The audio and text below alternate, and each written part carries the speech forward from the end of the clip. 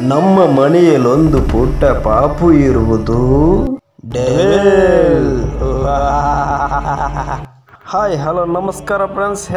ಇವತ್ತು ನಾನು ನಿಮಗೆ ಮಾತನಾಡಲು ಬಂದಿರುವುದು ಡೆವಿಲ್ ಚಿತ್ರದ ಅಪ್ಡೇಟ್ ಬಗ್ಗೆ. ಏನಿದು ಡೆವಿಲ್? ನಮ್ಮ ಚಾಲೆಂಜಿಂಗ್ ಸ್ಟಾರ್ ದರ್ಶನ್ ಅವರು ನಟಿಸ್ತಾ ಇರುವಂತಹ ಡೆವಿಲ್ ಚಿತ್ರವು ಏನಿದು ಕತೆ, ಯಾವ ರೀತಿ ಇರಲಿದೆ?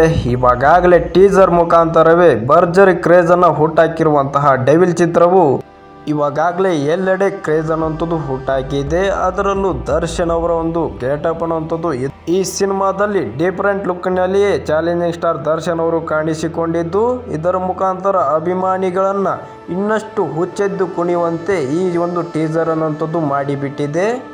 ಈ ಒಂದು ಡೆವಿಲ್ ಚಿತ್ರವು ಸುಮಾರು 5 ಭಾಷೆಗಳಲ್ಲಿ ರಿಲೀಸ್ ಆಗುತ್ತೆ ಅಂತ ಹೇಳ್ತಾ ಇದ್ದಾರೆ.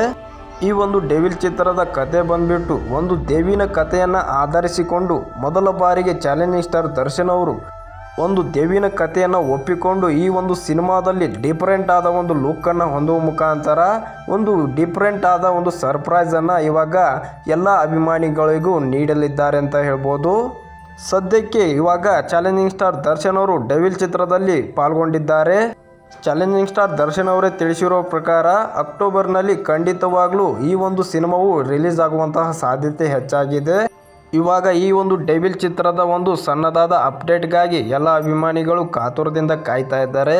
ಇವಾಗ ಟೀಸರನ್ನು ನೋಡಿದಂಥ ಅಭಿಮಾನಿಗಳು ಇನ್ನೂ ಡಿಫರೆಂಟ್ ಆದ ಲುಕ್ಗಳನ್ನಂಥದ್ದು ಚಿತ್ರತಂಡವು ಯಾವಾಗ ಬಿಡುತ್ತೆ ಅಂತ ಸದ್ಯಕ್ಕೆ ಅಭಿಮಾನಿಗಳು ಕಾತುರದಿಂದ ಎಲ್ಲ ಅಭಿಮಾನಿಗಳು ಕಾಯ್ತಾ ಇದ್ದಾರೆ ಅಂತ ಹೇಳ್ಬೋದು. ಆದಷ್ಟು ಬೇಗ ಈ ಸಿನಿಮಾದ ಅಪ್ಡೇಟ್ ಅನ್ನುವಂಥದ್ದು ಹೊರಬೀಳಲಿದೆ. ಅಲ್ಲಿವರೆಗೂ ವೇಟ್ ಮಾಡಿ. ನೀವು ಕೂಡ ಈ ಒಂದು ಡೆವಿಲ್ ಚಿತ್ರದ ಅಪ್ಡೇಟ್ಗಾಗಿ ಕಾಯ್ತಾ ಇದ್ರಿ ಅಂತಂದರೆ ಎಲ್ಲರೂ ತಪ್ಪದೆ ಈ ಒಂದು ವಿಡಿಯೋಗೆ ಲೈಕ್ ಕೊಟ್ಟು ಹಾಗೆ ಜೈ ಡಿ ಬಾಸ್